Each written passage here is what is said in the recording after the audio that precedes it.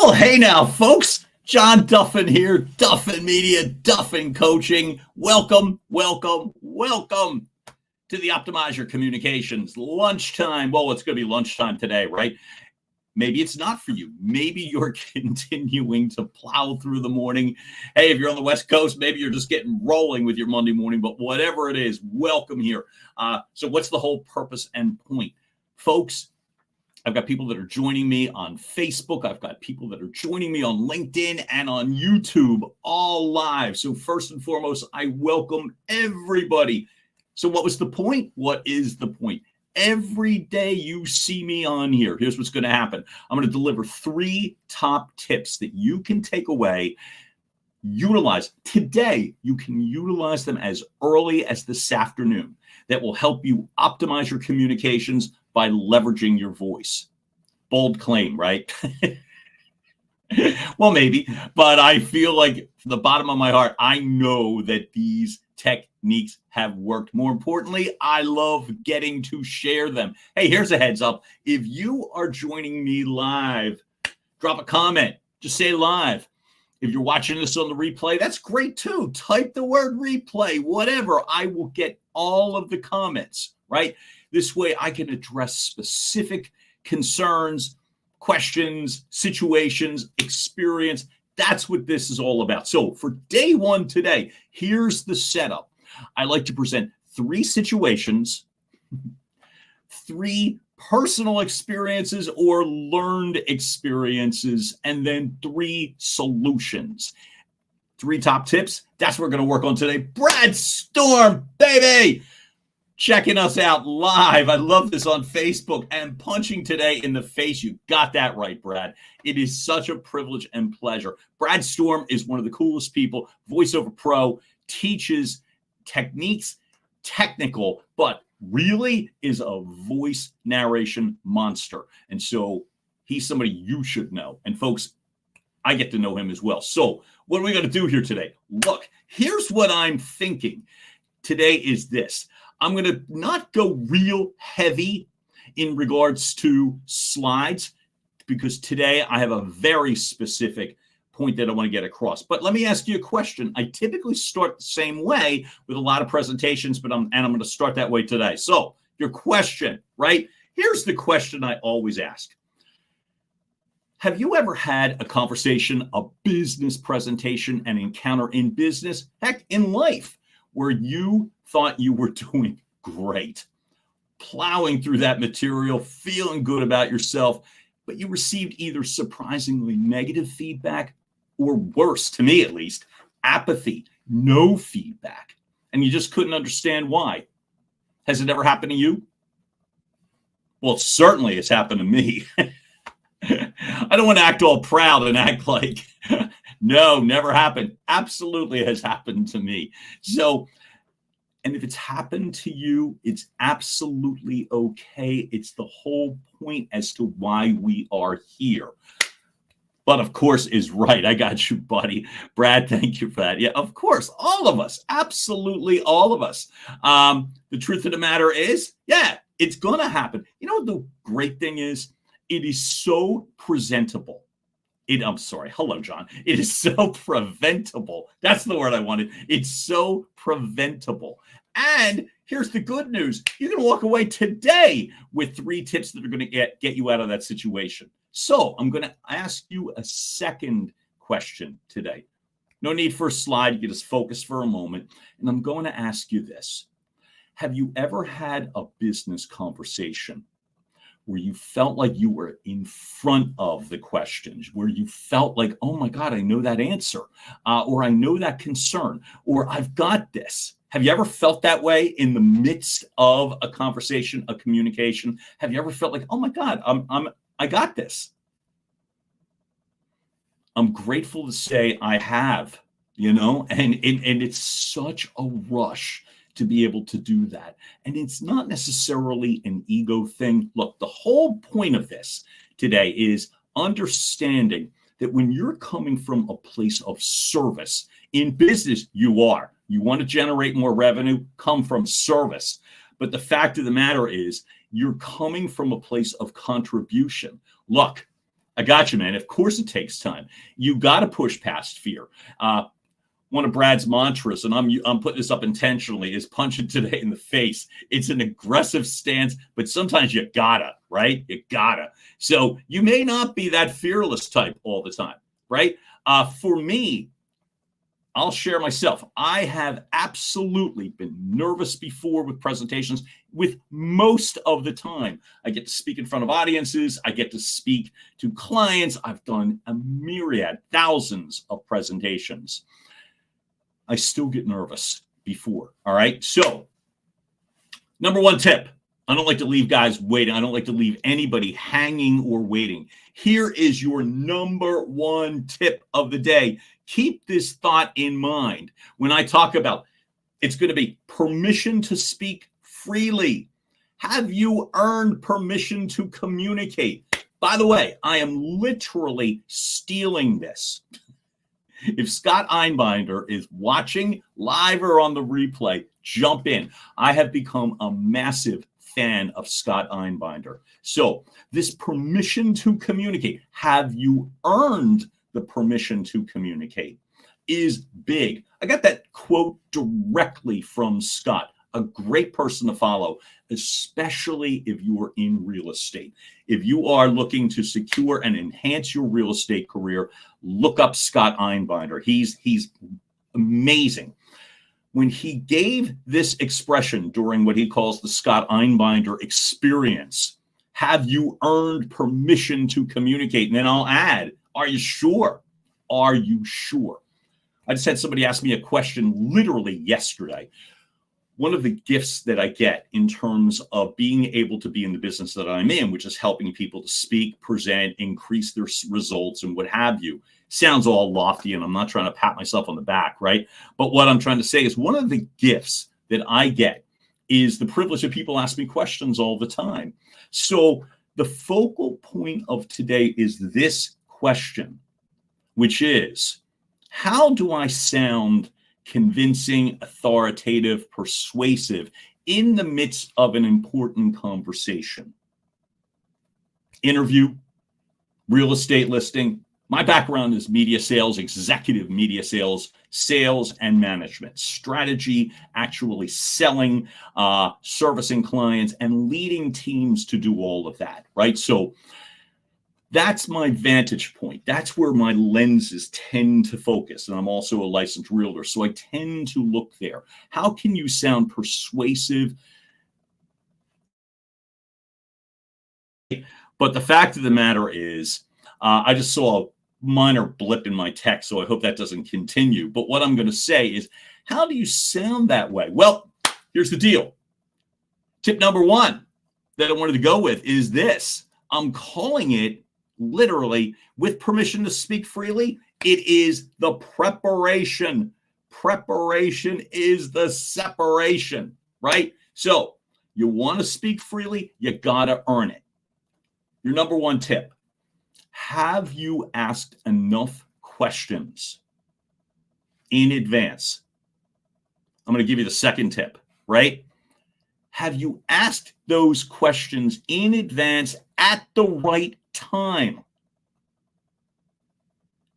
Number three, don't be afraid to triple check.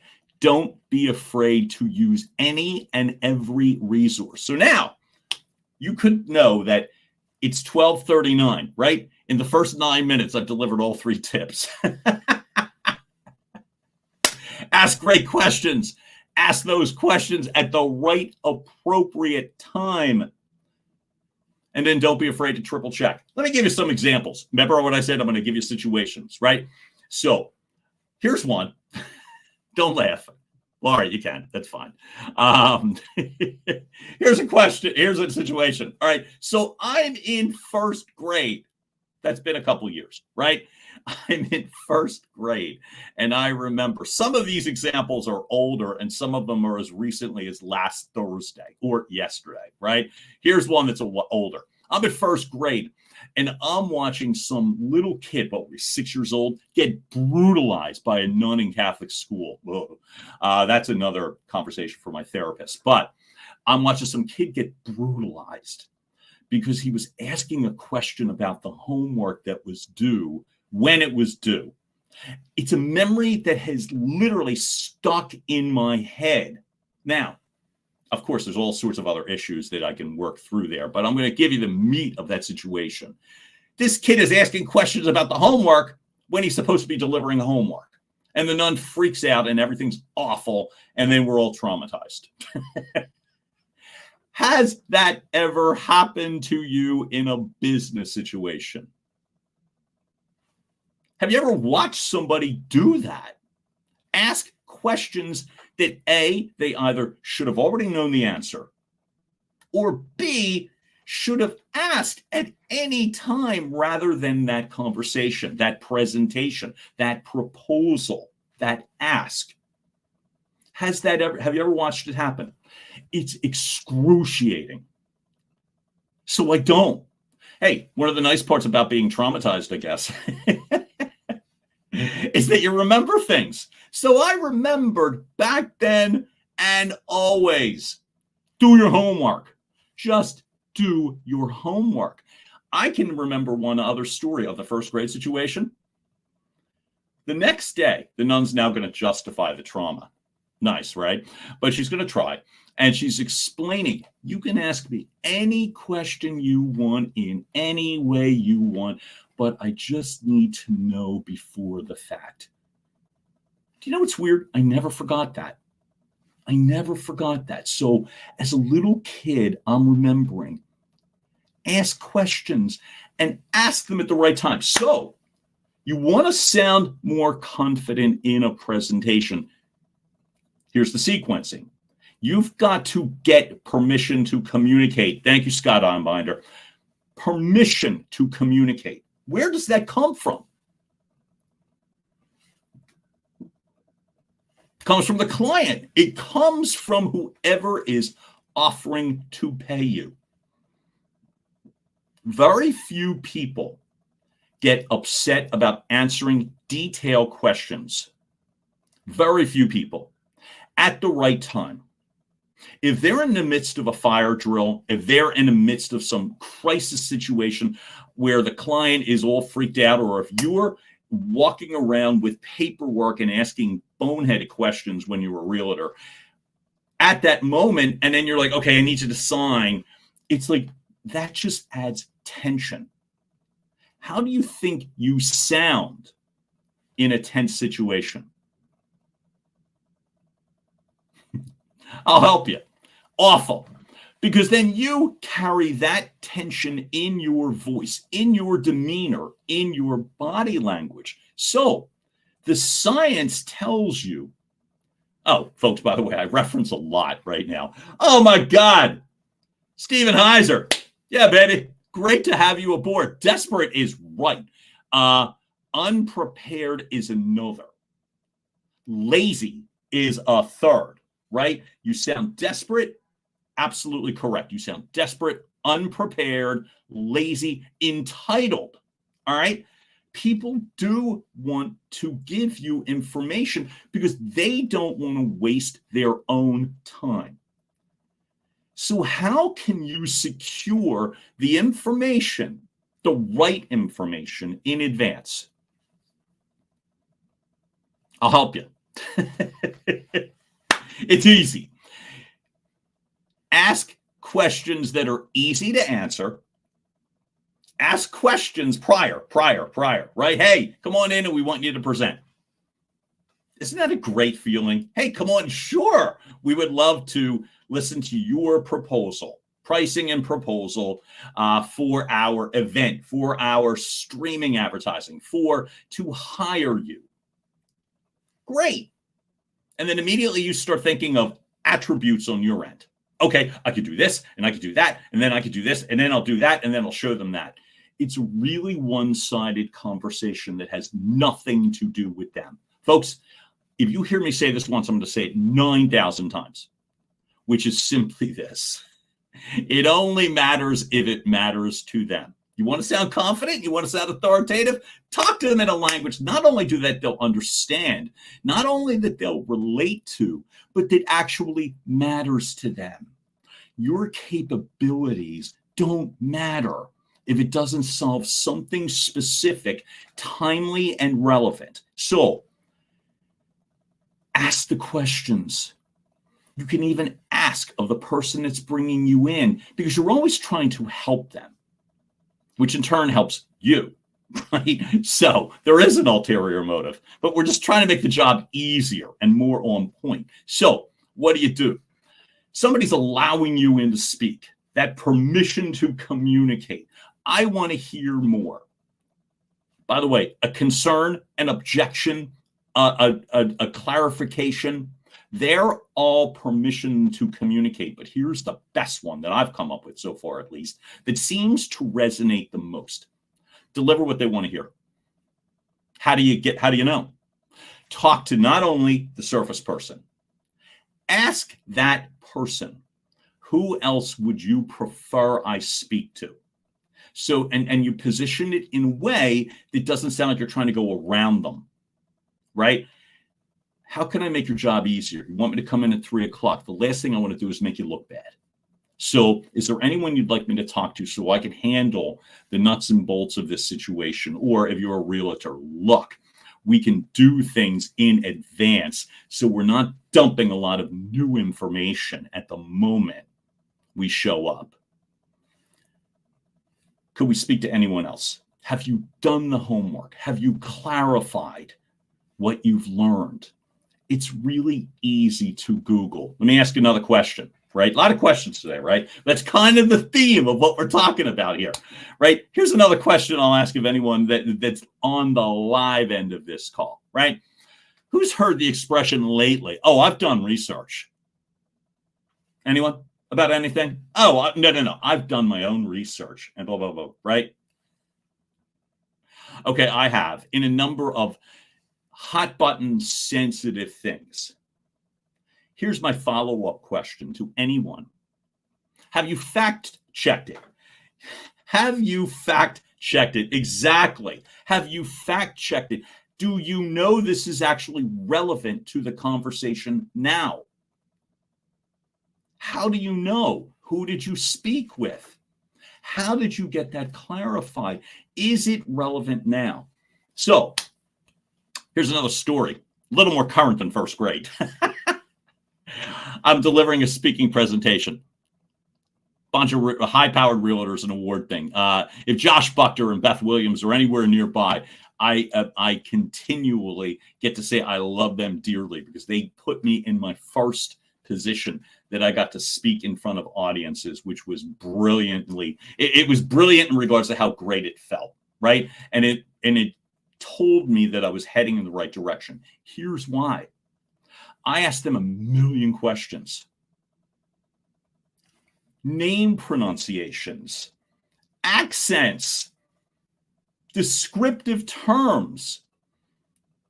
Are they still with so-and-so? The last thing I wanted to do is embarrass them. You know where I also learned that? I do public address announcing now. And somebody said to me, and I love this, which is when you're doing public address announcing, I just did an event where there was 5,000 bikers, right? Bicyclists. When you say bikers, sometimes you get a different image, right? And that's fine. Nothing wrong with that image. But this is cyclists in Philadelphia. It was beautiful, called the Philly Bike Ride. Happened about 2 weeks ago. Over 5,000 cyclists. What were my questions prior so that I could sound confident, that I sounded like I belonged, that I added value? Would you want to sound persuasive? Add legit value. How? So my questions prior were, do you want me to pronounce first and last names? The answer was no. Do you? Good. Nothing trips you up more than name pronunciation, right? No, that's Dufine. No, it's Duffin. Yo, Tommy Kenyon. Love it. There you go, Bubba. I love it. Great to have you here, man. So here's the thing. You're asking the questions in the formatting. Do you want me to go in this order? Do you want me to say this? Do you want me to say it like that? What about the sequencing? When do you want me to go? I asked 1,000 questions. Now, in the past, I would have been fearful that would make me look stupid. I should already know this. You're paying me to deliver a service. This is all the weird stuff that can go on in your head. Okay, I'm gonna make a suggestion. Let it go. Let it go. Ask the right questions, as we talked about, and ask them at the right time. If I showed up with 5,000 cyclists and now I'm going to start asking, hey, do you want me to say, and blah, blah, blah, do you want me to, blah, blah, blah, blah, blah. No, they're busy. Their minds are fried at this point. This is when they want a pro. If you are delivering a presentation to a client, your digital streaming services, your ability for staffing, your ability to help a company interview, or literally anything that where you're going to add value, have the questions asked at the right time. Okay. So when I showed up on that Saturday, I knew all this. I knew all of it. I don't mean this to pat myself on the back. It sounds a little gross when I do this, but I'll risk it. I got great feedback. All kinds of words they used, all kinds of energy. A pro, knew what he was doing, didn't have to babysit. Everything was handled. This is why they want to pay you. A company would want to bring you on because you can solve problems. You know how to prove it? You want to sound in a positive, authoritative way? And by the way, I don't like the word authoritative. It sounds a little bossy. In a consultative way, earn it. Ask the right questions. Ask the right questions at the right time. What was my third? Don't be afraid to triple check. There's your question. Geez, there's your question, right? Nothing. Thank you, Stephen. You got that right, man. Every once in a while, and I couldn't agree more. You do something good, pat yourself on the back. Indeed, you've earned it when you earn it. So, triple check your questions. Ask other people. Hey, I just did the following, right? And so for the cyclist, that was one of the more recent. I just did a voice job helping a business right now, a nonprofit. I felt great about it. The questions, the triple checking, I headed in 3 directions here. I gave them 3 options based upon what you had asked me or the conversations we had. This is prior to the due date. I just want to keep making sure I'm headed in the right direction. So, if somebody sent you something, I've got people that are signed up for these series of calls. I've got clients that are managing a lot of people and a lot of money. Have you ever gotten that sense of, I just want to triple check something before I come in? Say you're listening to someone present, right? You're listening to someone present, and the fact of the matter is, it's like, and they say to you, hey, I just want to check one more time before I come in tomorrow at 10 a.m. Has anything changed? Has anything shifted? Am I still in the right direction? Obviously, the answer you want really is no, everything's cool. You're doing great. But I got to tell you, the answer you really want, that's a good one. Because if you're lazy, it's like, okay, it's all done. That's great. I feel good about it. But you know the one you really want? You know what? Our priority shifted here. We just didn't get the funding for this. So we're going to need to focus on that.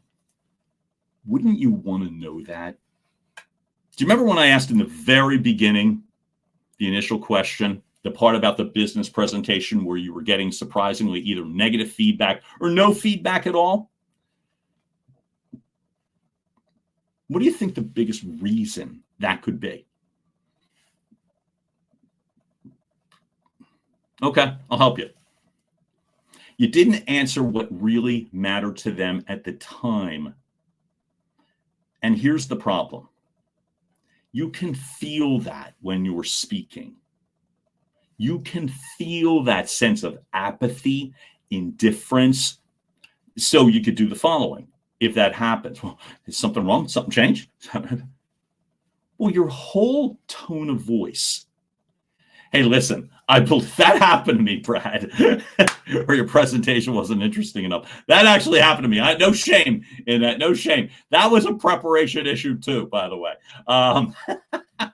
But something changed. Then it's expressed with either apathy or negative feedback or whatever the case may be. And then you get weird. Sorry, I'll just speak for me. Then I get weird. We could, or that's when you don't sound confident, assured, coming from contribution, service related, solving problems, adding value, all of those things, right? So if you are asking the right questions, here's how this rolls. And it's kind of easy. We'll go back to the summary for today, the asking the great questions. I'm grateful because I've watched people do it and I've gotten pretty good at this. So that's an avenue where I've always felt like I earn my keep. That's a very much an acquired skill. Do your homework in advance. Do the easy homework of the Google and YouTube and your history. The least about you, the better. All right. And then number two, oh, brother, Tommy Kenyon, just with the answer of the day, ask it and listen. You got it. You got it. That's 100% true. Let them contribute. You know why? Because they want to, because they need to, because you sound like an empty kettle when you're just prattling on about what you want and need. That cyclists situation from a couple of weeks ago. Hey, oh my God, wait, whoa. I need to say hi to somebody. John McBride, public address announcer extraordinaire. If you're from the Philadelphia region, and now it's think region, don't just think Philadelphia, with John McBride. And it's an event, there's a great chance that John McBride is calling it. A great chance. And if so, then you know he's handling it like a pro. You know why? He does his homework. So I'm reading this. No feedback could be based on you doing a solid job. It's like a newspaper. If it bleeds, it reads. Could, not always. I love that. But there's always a difference. And the fact of the matter is, triple check before. Ask other people with the permission of the person you're meeting with. Include them in. If they say, no, I want you to go through me, then great. Go through them. Make their job easy. Make them look good so that when you're speaking, interview, listing appointment, advertising, client, streaming, personnel hire, you're helping them. And they know it. So you get the chance to shine. You get the chance to shine. I'm going to dive into a question real fast, too. And this is a tough one. So Stephen Heiser's asking me, so how do you recover from that in the middle of a presentation when you sense it's happening? Oh, my God. Talk about putting me on the spot. I'm laughing with you. You know why? Because it's really, really hard. It's really hard to do so because I'll speak for me. Once I get defensive, it's hard for me to come out of it. So here's what I do. Suggestion tends to work for me. Lean into it. Don't run from it. No one's going to point and laugh. Probably. I have not yet had people point and laugh at me to my face. So I can't speak for when I leave.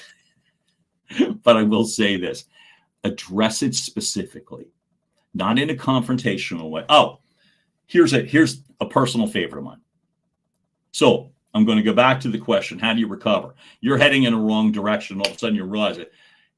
Let me ask you, is this still the direction you'd like me to head? You don't have to point out, hey, you look uncomfortable or you're not responding. Don't make them feel weird.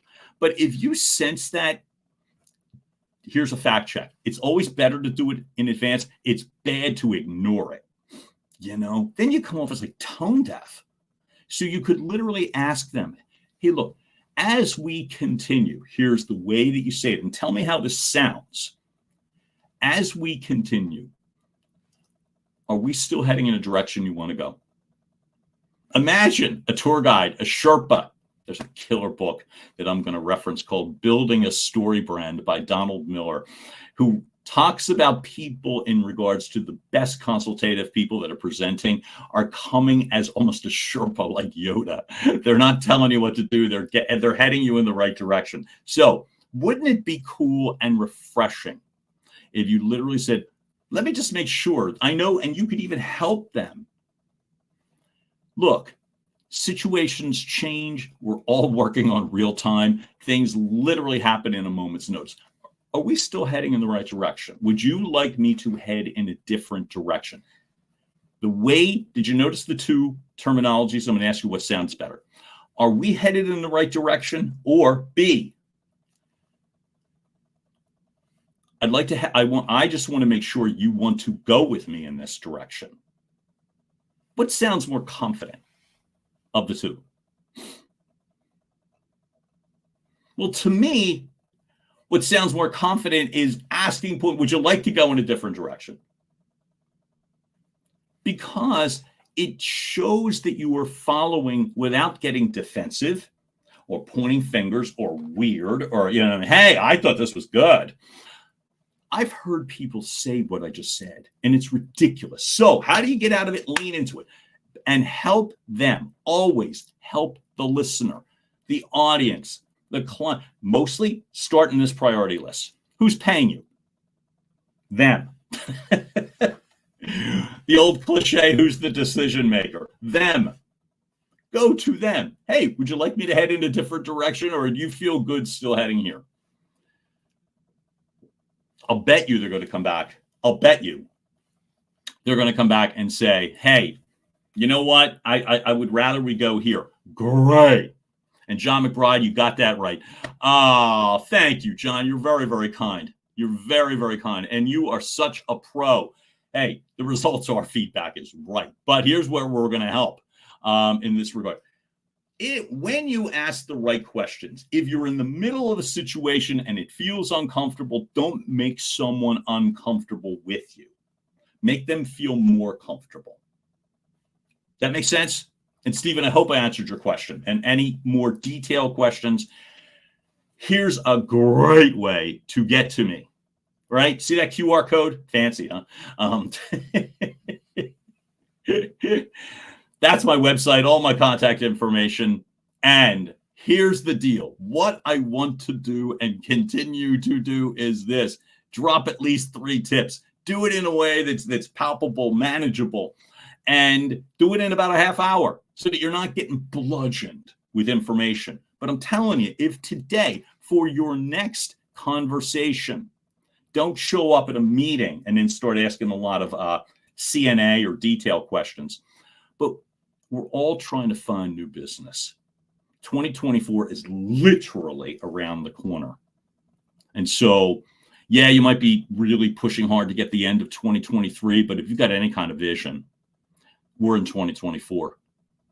And if I'm going to be hustling right now, it's making sure that I am optimizing time. And where I suggest with you is to optimize your communications. You want to talk to me further. You want to book a first-time discovery call. You want to be able to talk in more detail. Any question, hit the QR code. Pretty easy, right? You hit the QR code, goes right to my website where there's a bunch of information and a way to contact me. And lastly, to make it really easy, did I do that right? There's my email address, jd@duffandmedia. Oh, come on, John. That was terrible typing. Jeez, that was sloppy. How about we do this? I'm taking that off because it's ridiculous. jd@duffandmedia.com. But go easy. Use the QR code and you'll find me. Folks, those are the 3 tips for today. I am wildly grateful that you showed up. This will stay on the replay and you'll find it Facebook Live, YouTube Live, LinkedIn, and I will be back tomorrow. I'll have the time for you shortly, and check your, as they used to say.